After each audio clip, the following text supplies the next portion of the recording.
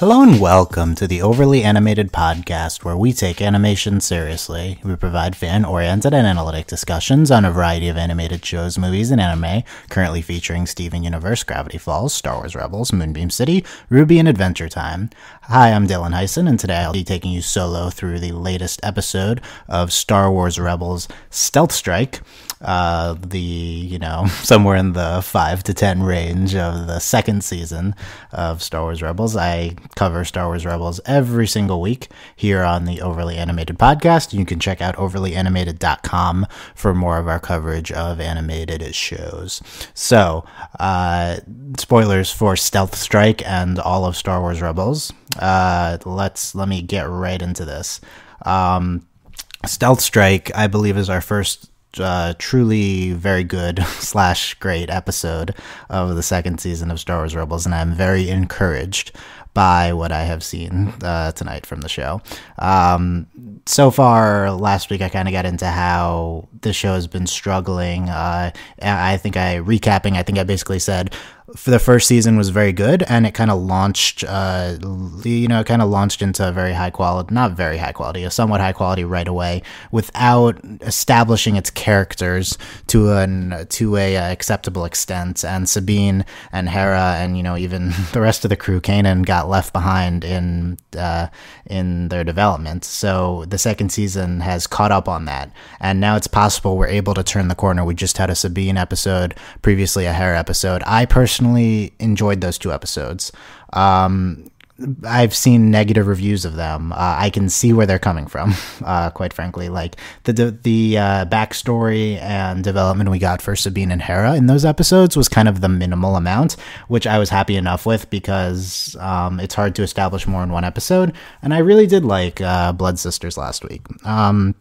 However, I can see that these might have been quiet moments, character building moments, and we want to get back to the show's strengths of, establishing character dynamics within action set pieces, which is what Stealth Strike gets us back to. Stealth Strike plays to Star Wars Rebels' strengths. And it does it very well. We bring in the strongest dynamic established so far in Season 2 between Kanan and Rex. Their dynamic, their back and forth has been the most interesting element of the season. It's what anchored the first two episodes of the season in what otherwise would have been a just real disaster. They kind of pulled those two episodes out and made them actually pretty good. It's really interesting bringing this element of, I've talked about this before, this kind of negative element into Kanan's character, and seeing just a more realistic portrayal of this master for our Ezra, right? It's more of an interesting dynamic than this invaluable master, and I really like what they've done with Kanan. It's on display in this episode more than any other that we've seen. I was very impressed with how they executed these interactions between Kanan and Rex. I was very impressed. This plays to the show's strengths because we have big action pieces which are executed very well. The visuals are there. The show hasn't had the best animation. This animation style's a little wonky.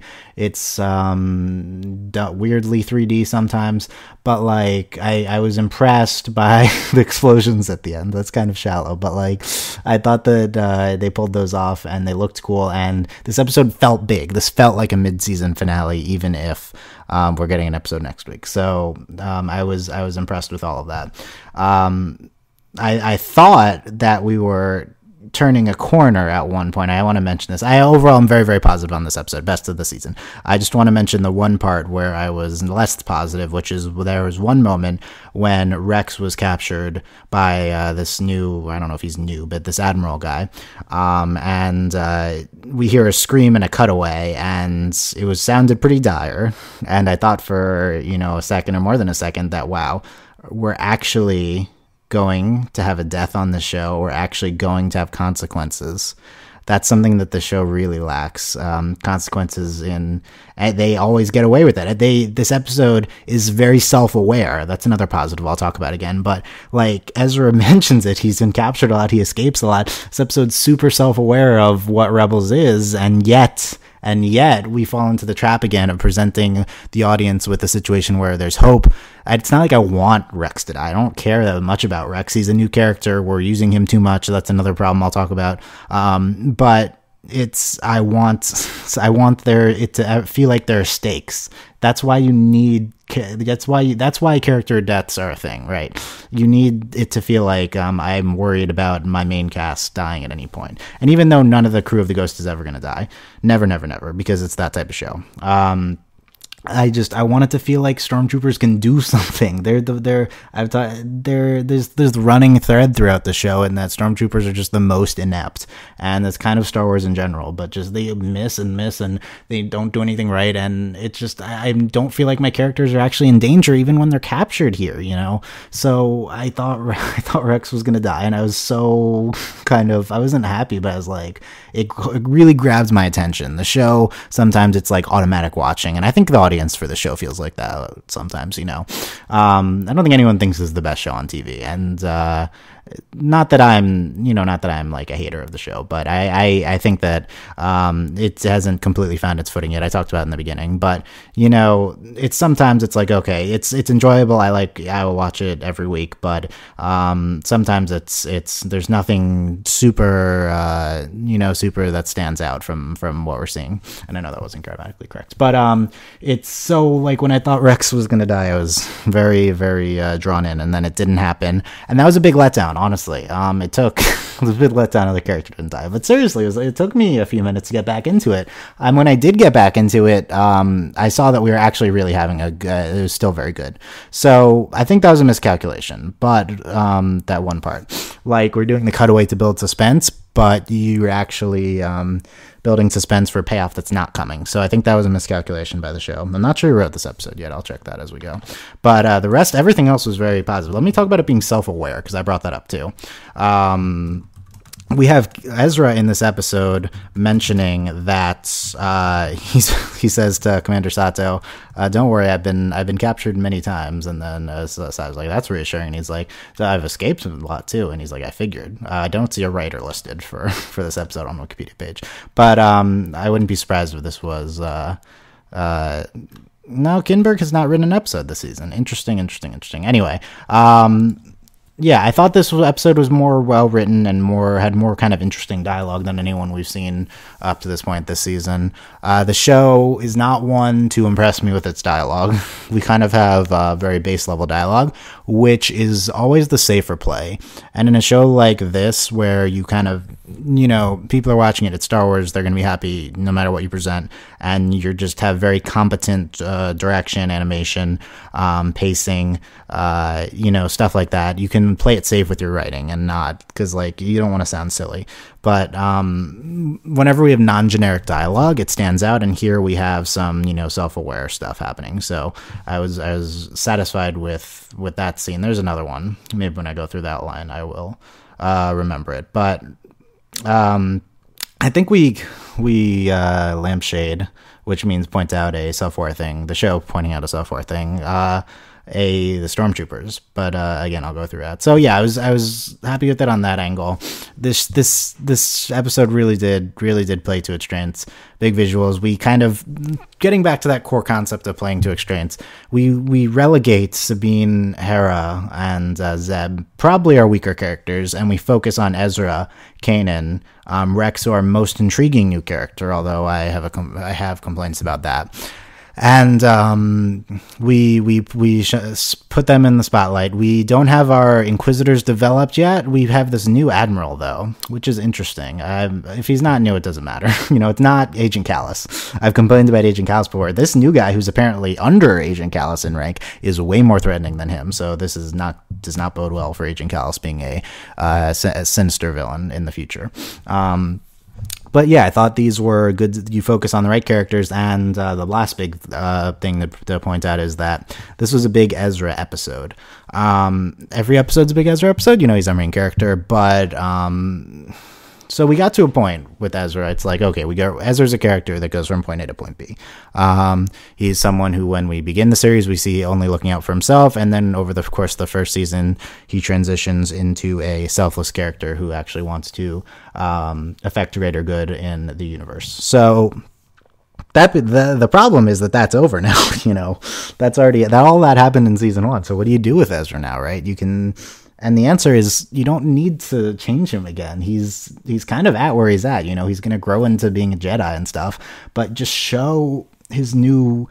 The show talks big a lot, but it never really demonstrates it. What I mean by that is that we've had multiple characters now saying that they just want.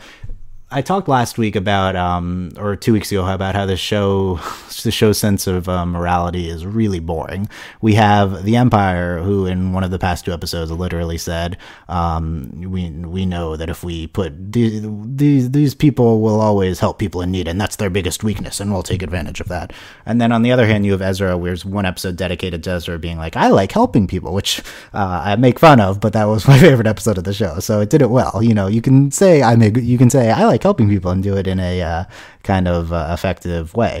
And we had I like helping people moment with Sabine too yesterday. So and Tara. So that's kind of the thing that is the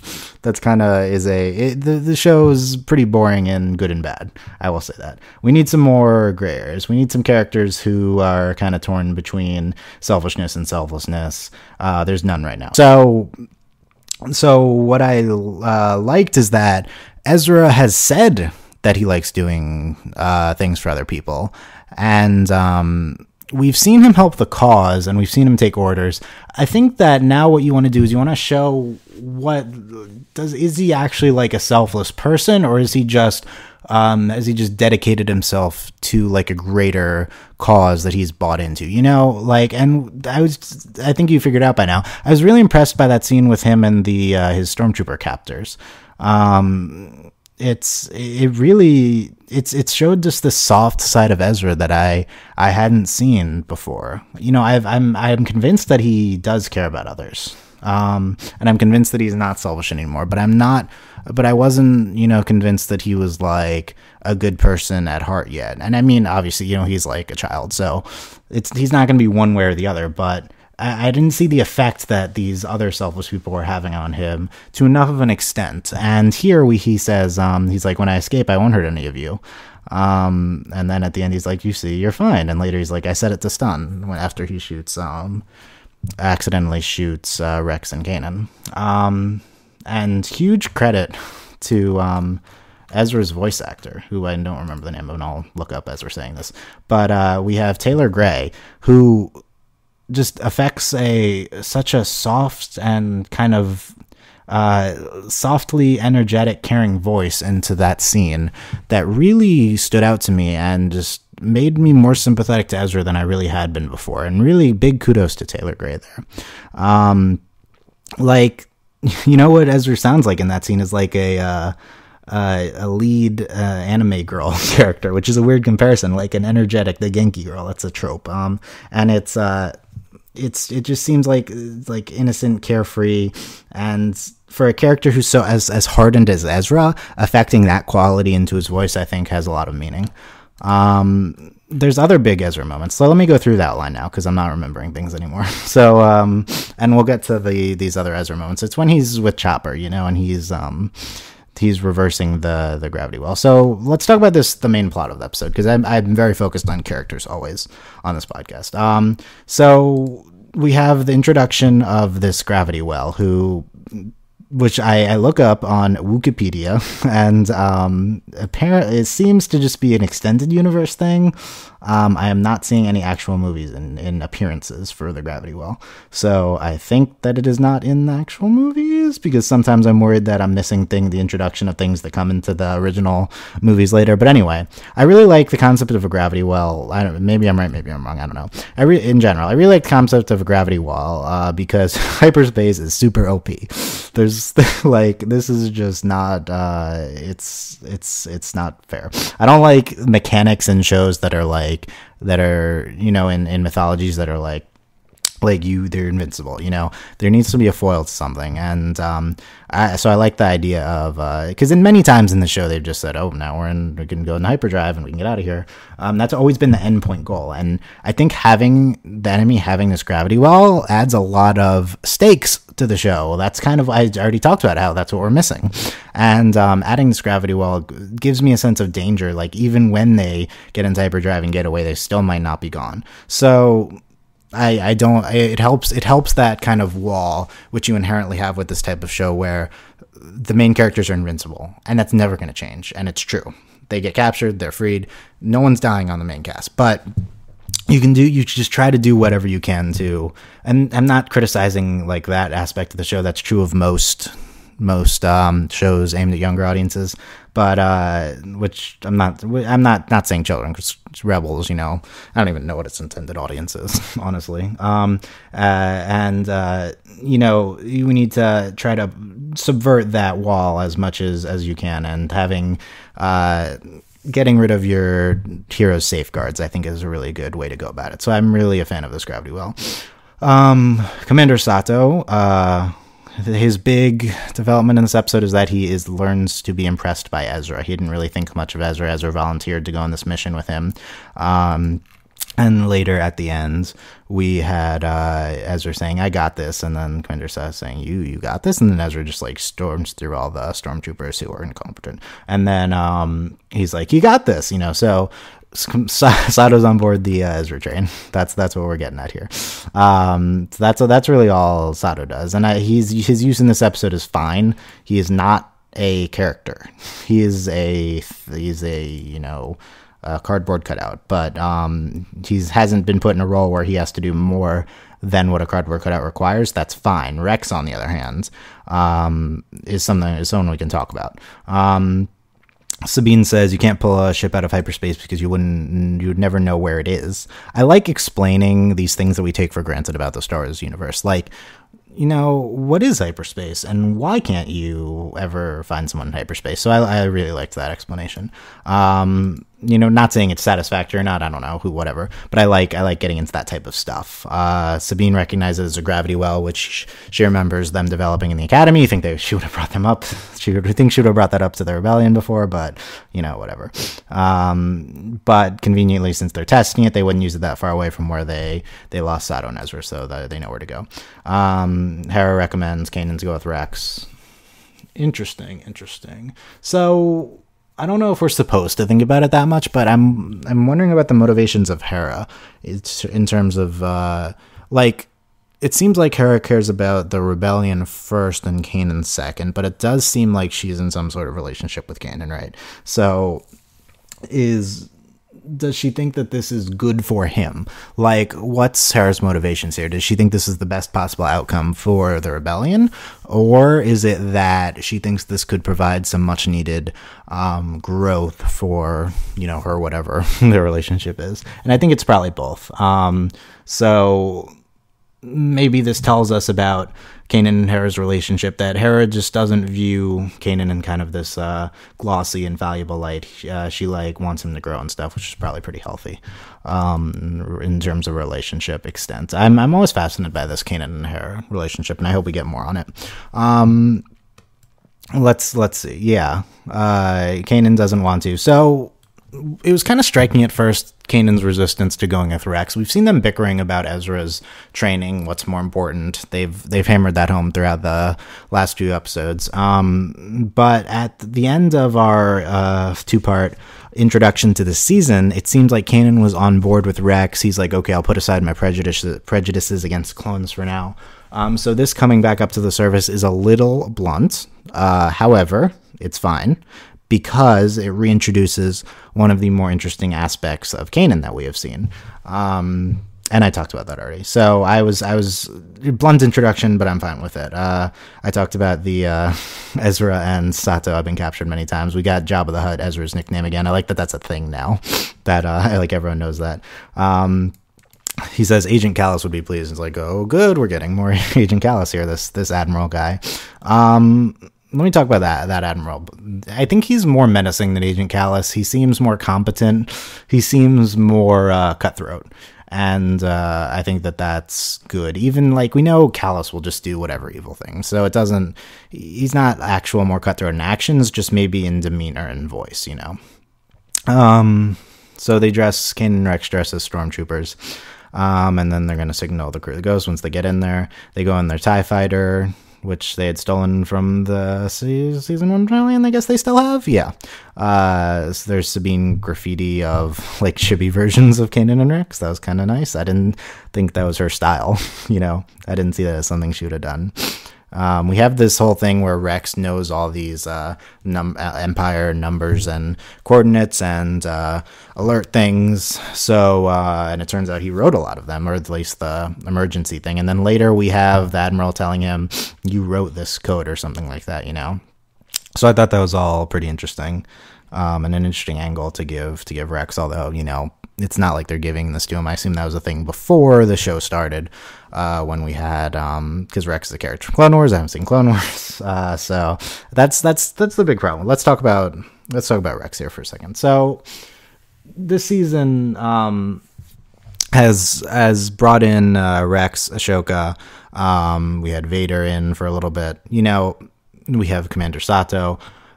The season really risks the danger of spreading itself too thin, taking the focus away from our main cast, focusing on characters who we don't care about. Although I will admit, fans of Clone Wars and the show might care about Rex more than my point of view cares about him. But focusing on Rex is a risk, because that's 2 or 3 Rex episodes we've had, and we've had 1 Hera and Sabine episode. He's more of a character than 2 of our leads. That is a big risk. I think ultimately it's fine, because he's pretty interesting, and he is a character that a lot of the audience has an attachment to. They also did a good job of positioning him with having a role in for like a scene or two in the episodes that he wasn't the focus of. So him coming into the spotlight again here feels very natural, because we've seen these scenes of him with Ezra, and it's like, I want to do this training.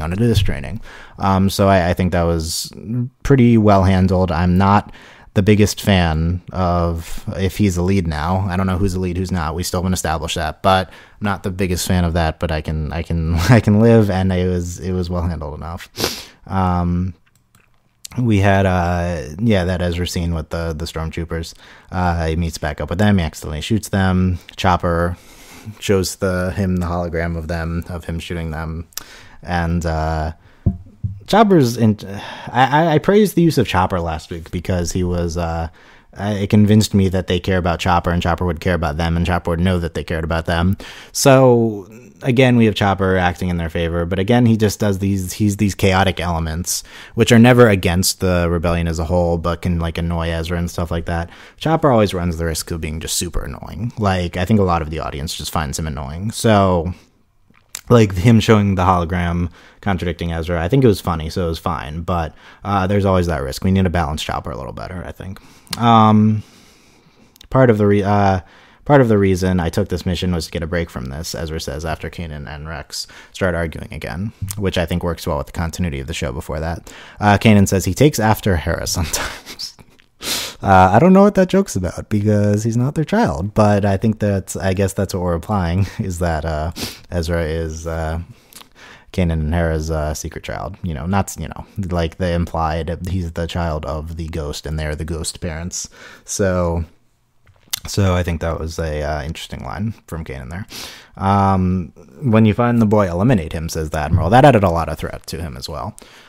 Before Callus just wants to capture him and stuff. I don't know if Callus has told them to kill Ezra before, but that's pretty dark too. We have the reactor core, Chopper's plan. Here's another self-war line. I forgot about this one. Ezra says most of the time they ignore droids anyway. I like that, because they do, and it's dumb, because Chopper can do more than any of them can, and they just never pay attention to him. So very self-aware, very smart of the show.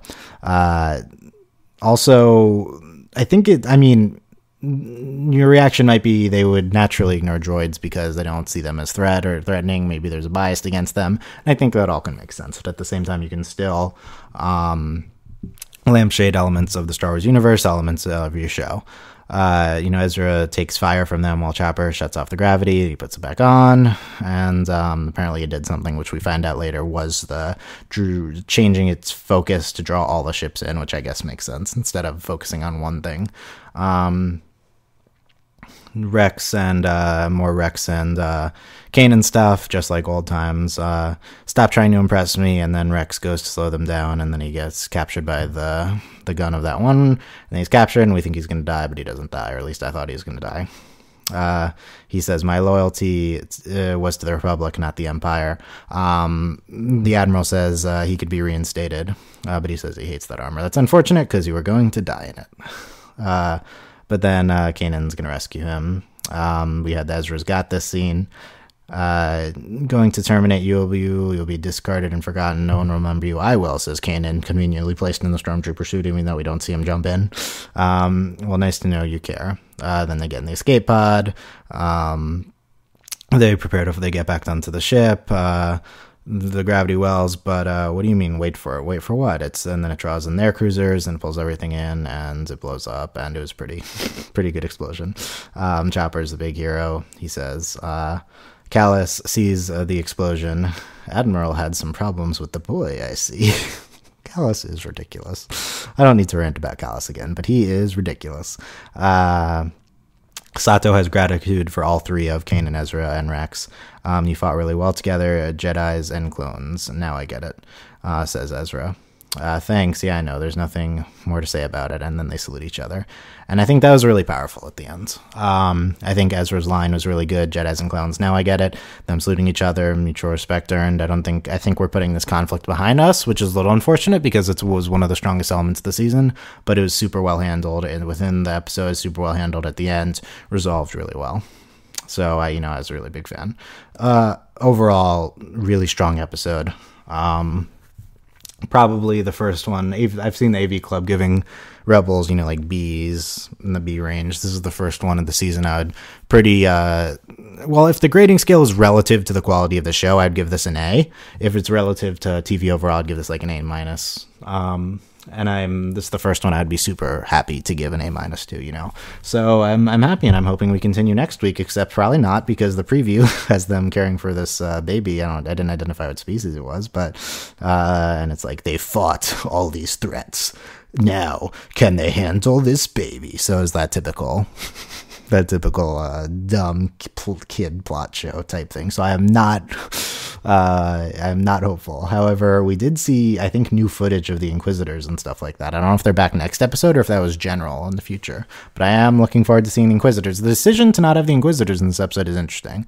I'm not going to get into it, I guess, because approaching 30 minutes here. But yeah, I don't know why we didn't do that. I'm looking for some more of the Inquisitors, who in general are way more threatening than any admirals or Agent Callus's can be, especially Agent Callus's. He is officially the Zhao of this show, and not in a good way. The Zhao is usually, from Avatar: The Last Airbender, usually is I invoke in a good way, but Agent Callus is like lame Zhao. Okay, I'm Dylan Hysen. I'll leave you on that note. I'm Dylan Hysen, and I cover Rebels every week here at overlyanimated.com. Thank you for listening. Check out that website. I've been writing. I recently did a top 25 episodes of the year on Olive TV. No Rebels episodes in that, but other animated shows included in that list. And the Steven Universe article and stuff like that. You can check that out all there. You can support us on Patreon at patreon.com/overlyanimated. Thanks to our current patrons, Shayna, Mitch, Cordell, Beatriz, Nate, Andy, and Jamie, aka Hannah, Fever, Mitch, Cordell University, Beatrix Exchange, Buzz Lightyear, and Mailman. So let me know what you thought of my analysis of this episode. I almost never get any feedback on our Rebels ones, but send me an ask on Tumblr. You can comment on the YouTube video if you're listening there. You can comment on the Overly Animated website. There's a comment section. Any of that is perfectly fine. Send us an email. This is our last podcast before Thanksgiving. I mean, it's tomorrow. And so happy Thanksgiving to everyone listening. And our next podcast we'll be back on Sunday for the next episode of Ruby. Followed by, I guess, nothing until Wednesday for more Rebels, and Moonbeam City will be back then too. Yes, and we're on the lookout for Gravity Falls season finale date, which has not been released as of this recording. So, thank you guys for listening. I will see you next week for covering this baby. We'll see if this will be as bad as the preview made it out to be. So yeah, thanks guys. I'll see you next time. Bye.